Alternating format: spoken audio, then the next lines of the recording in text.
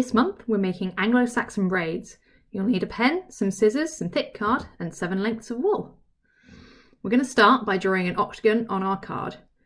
You can see to help myself here I've drawn a square and crossed the lines to it just to help give me an idea of where the lines should go. But don't worry too much about making your octagon exact. Now we're going to cut that out.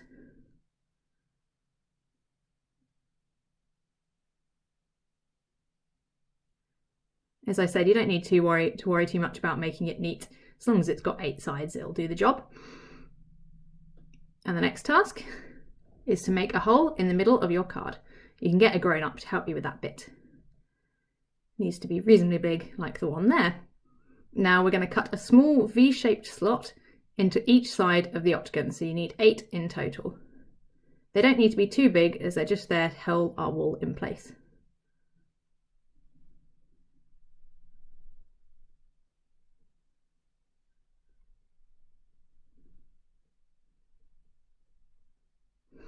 Once you've done that, that's your tablet complete.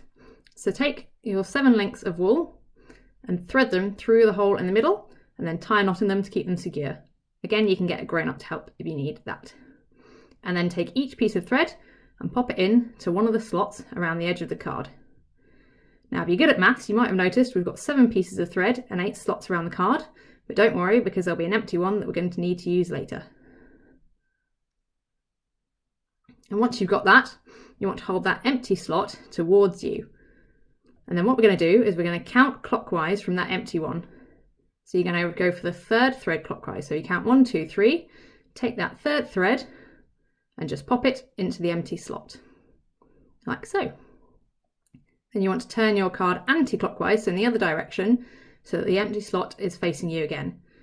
Then once again, you count for the 3rd thread clockwise from that, pop it in the empty slot, and turn your card anti-clockwise so that the slit is towards you. Carry on counting the 3rd one,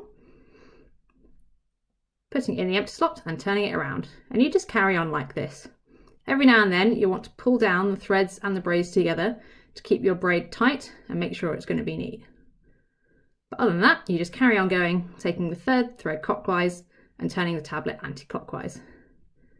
Now it can take a while to build this up. So if you want, you can leave it and come back to it another day, pop the TV on while you're doing it. If you want to go the Anglo-Saxon way, you can swap riddles and epic poems with your friends and family. So you can see I'm quite enjoying this. I find it quite relaxing. And once it's a length that you're happy with, as you can see here, mine's started to grow a bit longer. I think I'm going to make mine into a bracelet, so that's probably about as long as it needs to be. Once it's there, I'm going to carefully remove the threads from the slots around the tablet card. And then once I've done that, I'm going to hold on and pull that through the card so that it's off. And then tie a knot to secure it at the end.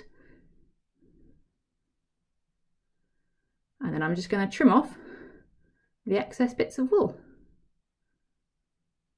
And that is your Anglo-Saxon braid complete.